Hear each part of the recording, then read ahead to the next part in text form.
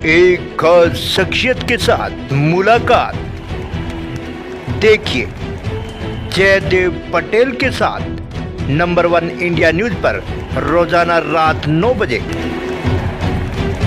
नमस्कार व्यूअर्स, मैं जयदेव पटेल और आप देख रहे हैं नंबर 1 इंडिया न्यूज। आपका एक बार फिर स्वागत है एक खास शख्सियत के साथ मुलाकात प्रोग्राम में।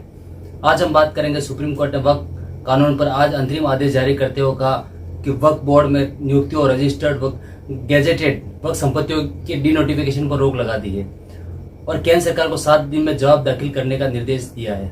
इस मामले में अगली सुनवाई 5 मई को होगी, लेकिन कानून के समर्थक और विरोधी दोनों पक्ष इस फैसले को अपने पक्ष में बता रहे हैं। आगे इसके क्या मायने हैं, इन्हीं तामुद्र बात करने हमारे साथ खास सामान है सुप्रीम कोर्ट के वरिष्ठ वकील केसी मित्तल। केसी मित्तल जी, आपका बहुत बहुत स्वागत आज हमारे प्रोग्राम में। Thank you. K C Mittal ji, आपसे मेरा पहला सवाल है कि सुप्रीम कोर्ट ने वक्फ कानून पर आज अंतरिम आदेश जारी किया है, इसको आप कैसे देखते हैं और आज कोर्ट में क्या हुआ?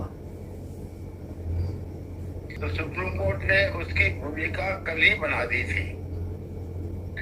कल सुप्रीम कोर्ट ने हियरिंग में कुछ चीजें स्पष्ट कर दी थी, जो कि इंडिकेट किया कि एज एक इंटरिम ऑर्डर इस लाइन पर सुप्रीम कोर्ट करेगी और बहुत खूबसूरती से सॉलिसिटर जनरल ने उसको कोर्ट ऑर्डर के बजाय अपनी स्टेटमेंट दे दिया, बैठ नहीं करेंगे।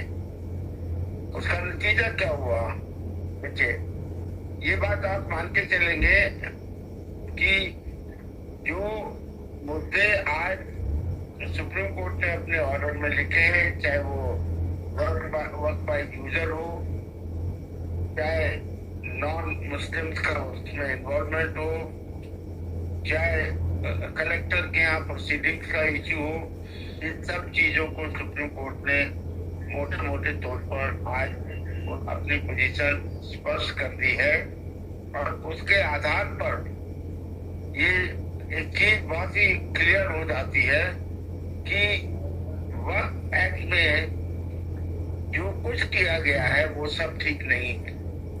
अभी इसमें पूरी हेयरिंग होगी और एक एक मुद्दा, एक एक एक्ट प्रोविजन के जो सेक्शन है उन पर चर्चा होगी।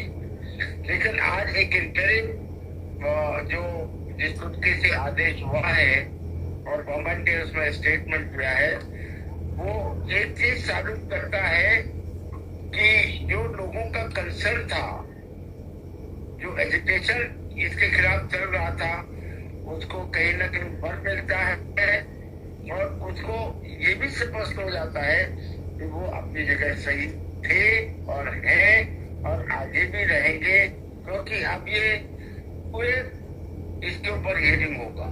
जी, केसी मित्तल जी, अगर हम बात करते हैं तो वक्फ कानून में बाकी प्रावधान है जिन पर भी आपत्ति है, क्या उन प्रावधान पर सुप्रीम कोर्ट ने कुछ कहा है आज? देखिए, अभी सुप्रीम कोर्ट ने एक एक चीज को, एक एक कानून के प्रावधान को नहीं देखा है। अभी तो मोटे मोटे तौर पर ये 3-4 चीजें हैं, चाहे यूजर वक्फ यूजर का हो, चाहे नॉन मुस्लिम्स का इन्वॉल्वमेंट हो, चाहे कलेक्टर का रोल हो, इन सब चीजों पर कम से कम सुप्रीम कोर्ट ने एक अपना विचार विमर्श किया है और एक निर्णय लिया है।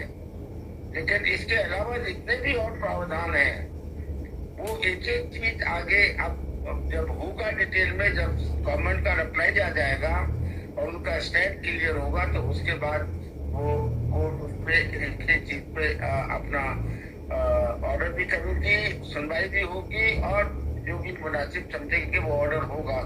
और मेरा ये मानना है कि सुप्रीम कोर्ट ने आज कम से कम, बल्कि कल ही कर दिया था, अपनी पोजीशन एक इंटरिम ऑर्डर के माध्यम से गवर्नमेंट को ये बता दिया कि इस एक्ट में सब कुछ ठीक नहीं है। जी, केसी मित्तल जी, संसद से पारित वक्फ बिल को रद्द करने की मांग पर 5 मई को जो अगली सुनवाई होगी, तो इसमें कितना समय लग सकता है और क्या ये 3 जजों की बेंच ही सुनेगी या बड़ी बेंच को रेफर किया जा सकता है? अभी देखिए, मुनासिब करेगा कि हियरिंग में क्या होता है, गवर्नमेंट का क्या स्टैंड इसमें रहता है, गवर्नमेंट अपना रिप्लाई क्या फाइल करती है, क्योंकि गवर्नमेंट को टाइम दिया है 1 हफ्ते का। तो गवर्नमेंट जब स्पष्ट करेगी और उसके बाद हियरिंग कैसे कोर्ट में चलती है उसमें बहुत कुछ मदद करेगा, क्योंकि हो सकता है